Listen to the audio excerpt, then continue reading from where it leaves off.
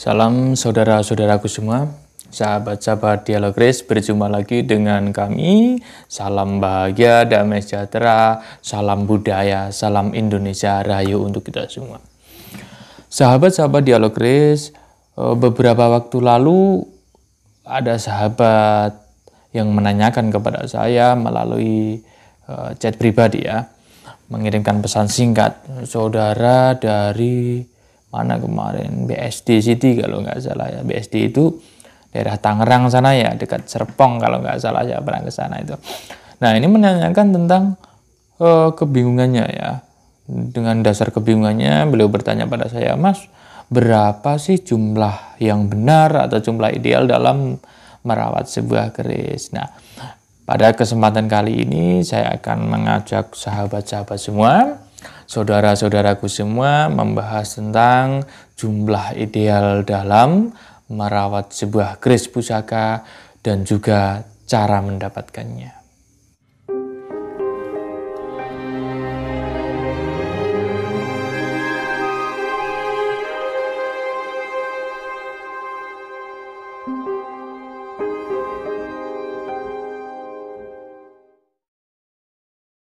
Sahabat-sahabat dan saudaraku semuanya, dalam merawat sebuah keris ini tidak terlepas dari faham modern maupun klasik. Di sini saya memakai faham keduanya ya, namun karena saya itu faham saya lebih ke arah klasik gitu. Jadi saya berusaha menggabungkan antara faham klasik dan faham modern. Nah, faham klasik dan faham modern setelah saya gabungkan dalam mengoleksi atau menyimpan atau merawat sebuah keris pusaka itu saya bagi menjadi dua golongan ya. Yang pertama adalah koleksi, yang kedua adalah berpusaka. Nah, kita bahas yang koleksi dulu. Kalau kita mengoleksi, ini identik dengan orang-orang keris modern. Meskipun pada zaman dahulu ya, sebelum era kemerdekaan itu ada orang-orang yang mengoleksi keris. Memang tujuannya untuk dikoleksi gitu loh. Bahkan ada sebuah catatan tangan yang pernah saya ketahui itu, seorang pangeran dari negeri Surakarta Hadiningrat itu menanyakan sebuah keris kepada seorang empu. Kalau tidak empu itu, beliau itu yang ditanyakan itu seorang empu merangi, pembuat perangka kalau tidak salah. Nah, kerisnya dikirimkan dan berikut tulisan tangan tentang apa yang ingin ditanyakan oleh sang pangeran tersebut kepada seorang empu yang ditanyai. Nah, empu yang ditanya itu membalas pertanyaan sang pangeran itu dengan tulisan tangan juga, dengan surat ya. Dan di dalam tulisan atau surat itu dituliskan bahwasanya keris ini kurang lebih seperti ini. Jadi keris itu biasa kalau menurut seorang mutunya itu biasa, bukan keris yang istimewa. Namun jika memang diinginkan disimpan untuk melengkapi koleksi dapur keris, ini dipersilahkan. Dan berikut dijelaskan juga kalau tidak salah itu kisaran besaran nominal maharnya kalau tidak salah. Nah, di situ memakai mata uang Belanda ya, waktu itu golden kalau tidak salah saya ingat itu. Nah, di sini dengan dasar di sini berarti dari zaman dahulu sebelum era kemerdekaan itu juga sudah ada yang mengoleksi keris, bahkan mengoleksi keris-keris dari jenis dapurnya, mungkin dapur Parung Sari, dapur Sangklat dan sebagainya, itu dikoleksi. Lot 13, lot 11 itu dikoleksi. Berarti tujuannya memang ini dikoleksi. Karena apa? Dengan dasar itu berarti mengoleksi keris itu sudah ada sejak zaman dahulu. Dan selain itu juga keris itu bisa disukai, bisa disenangi, bisa dipelajari, dan bisa dinikmati dari berbagai arah.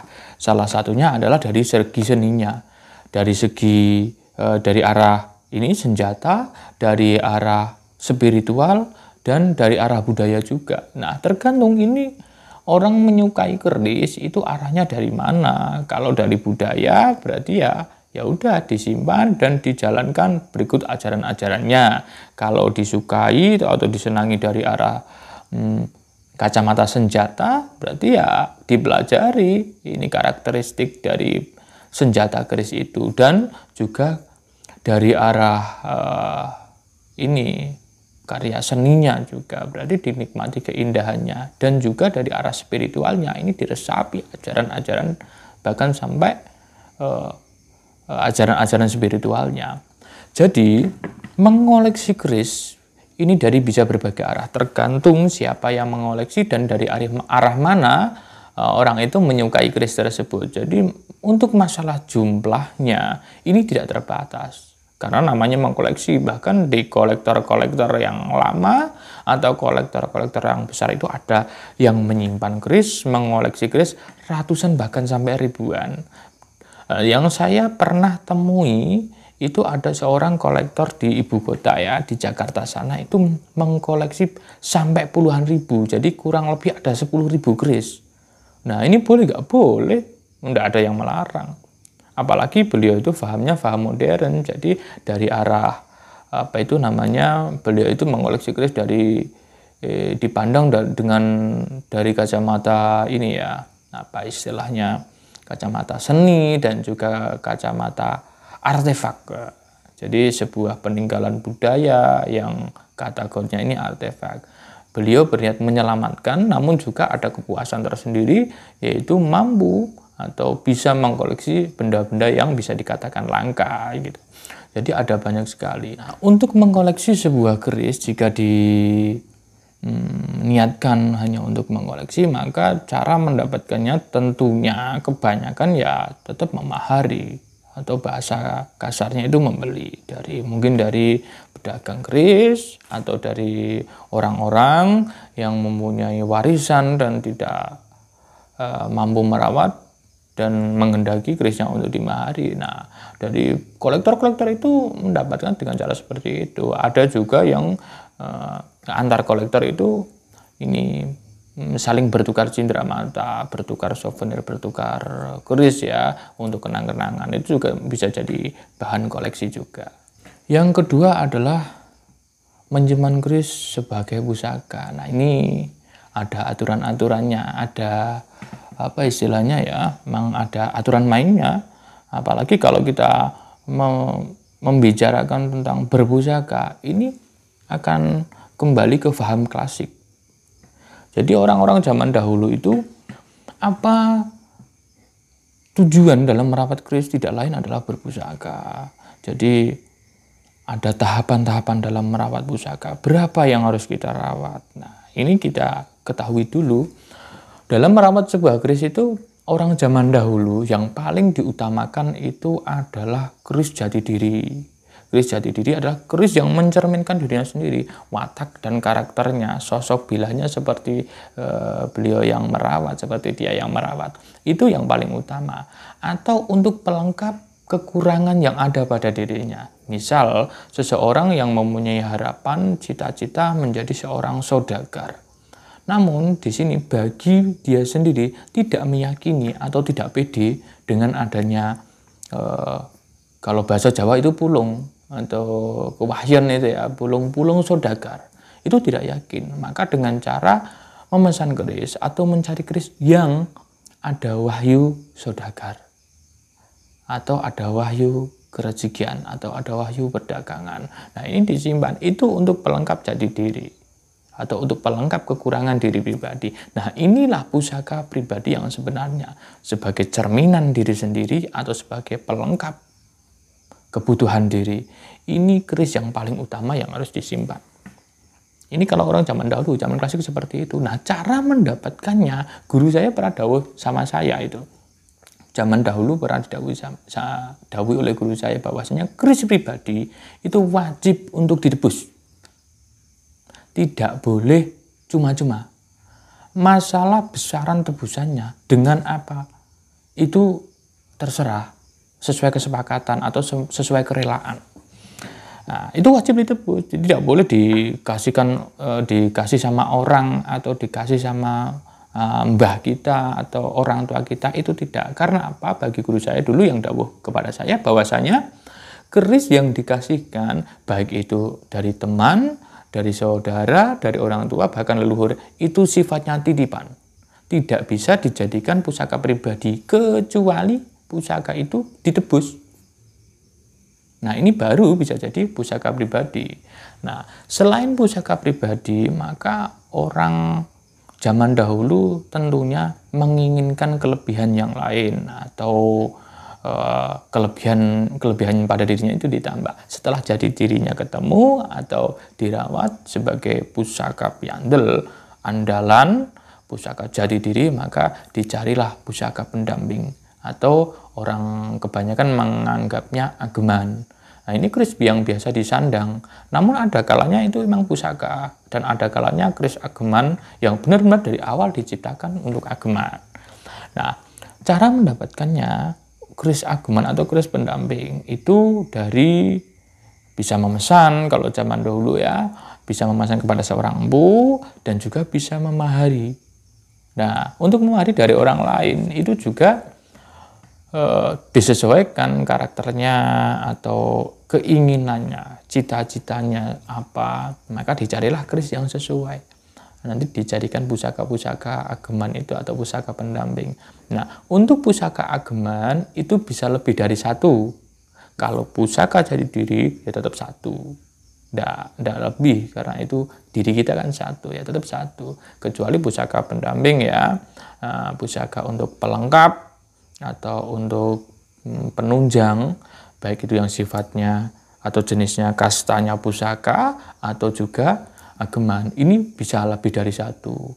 Yang penting tidak berbenturan dengan dengan tujuan kita, karakter kita, sifat kita, dan cita-cita kita itu tidak berbenturan. Ini bisa dijadikan ageman. Nah, yang seterusnya adalah keris untuk disimpan. Dalam arti disimpan ini keris hanya untuk simpanan. Jadi ada orang zaman dahulu keris itu disimpan, dirawat.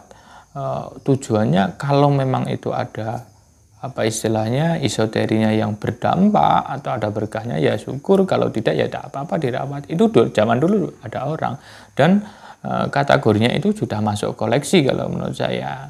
Atau juga dengan barang ini dulunya mungkin diberi seorang teman atau sahabat atau saudara.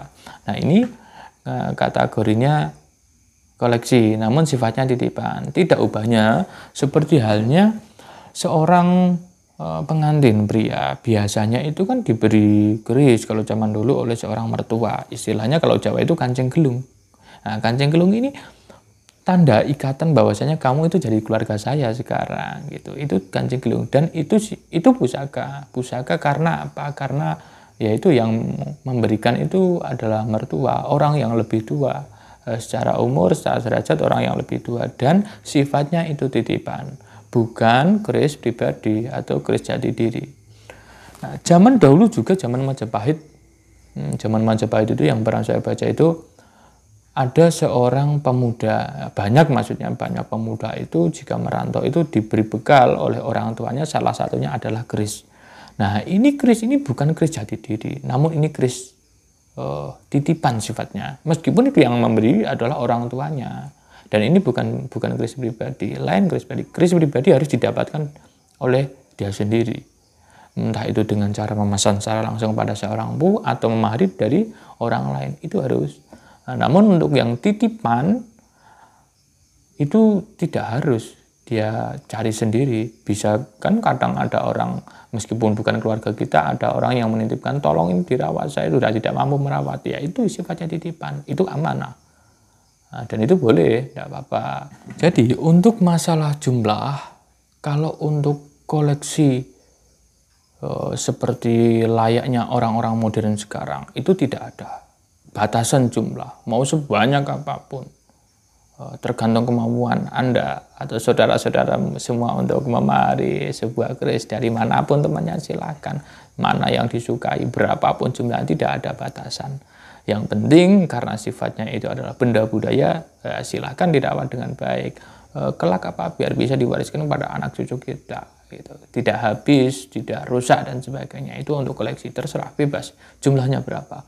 Nah, untuk pribadi, untuk diri kita pribadi, kalau kita tujuannya tidak berkoleksi, untuk pusaka jati diri itu 1. Nah, untuk pusaka penunjang ini boleh lebih dari 1.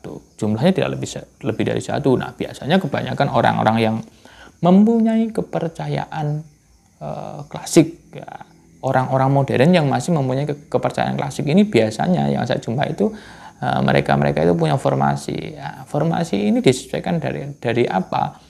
Kalau orang Jawa itu kan ada istilahnya weton ya. Jadi Neptu hari sama pasaran itu jumlahkan. Nah, itu hari kelahiran itu jumlahnya berapa. Nah, biasanya formasinya itu kebanyakan yang saya jumpa itu. Nah, ini istilahnya bukan pakem dari dulu enggak, tapi ya, orang-orang modern yang mempunyai inisiatif sendiri, dan itu tidak masalah. Yang penting yang paling utama pusaka jati diri sudah apa istilahnya didapatkan untuk formasi. Mau bahkan teman itu yang saya kenali, ada seorang sahabat saya itu kerisnya ada kalau tidak salah sekitar 30-an. Nah, karena beliau itu lahir di hari tertentu yang Neptunya atau jumlah Neptunya dalam hitungan Jawa itu 13, maka beliau meniatkan formasi yang disimpan atau pusaka yang dirawat adalah 13. Maka dari 30 yang dilepas, yang dikeluarkan dari beliau itu ada 17. Nah, ada 17. Kerisnya bagus-bagus saya lihat, namun saya tanya kepada beliaunya, kenapa nggak dilepas? Ya, formasi saya cuma 13. Lah, ini keris bagus-bagus. Bagaimana? Ya mau nggak mau, karena ini sudah saya niatkan, ya udah. Dan itu saya jumpai lebih dari 1 orang yang seperti itu. Nah, bagi sahabat-sahabat semua yang masih kebingungan berapa jumlah kita layaknya atau idealnya merawat keris, kalau kita niatnya berpusaka untuk jadi diri itu 1. Tapi kalau untuk pendamping, untuk penunjang karir, untuk penunjang cita-cita, untuk ageman, itu bisa lebih dari 1. Namun jika kita hanya niatnya mengoleksi atau merawat benda budaya, menyelamatkan benda budaya daripada terlantar, ini jumlahnya tidak terbatas. Sekian dari saya. Pemahaman atau penjelasan yang singkat ini semoga bisa bermanfaat dan bisa mengobati rasa kebimbangan sahabat-sahabat yang bertanya-tanya berapa jumlah ideal dalam merawat sebuah keris, ya. Semoga bisa bermanfaat dan sampai jumpa di lain kesempatan. Salam bahagia, damai sejahtera, salam budaya, salam Indonesia, rahayu untuk kita semua.